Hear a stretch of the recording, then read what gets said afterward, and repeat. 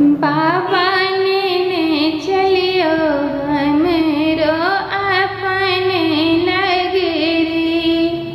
बाबा ने चलियो हमरो अपने नगरी। अपने नगरी ओ झारखंड डगरी। बाबा ने चलियो हमरो अपने नगरी।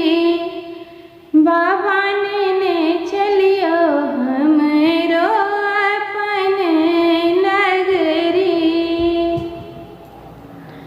घर बाबा हरब बाबा अंगना बहारब। घर बाबा हरब बाबा अंगना बहारब।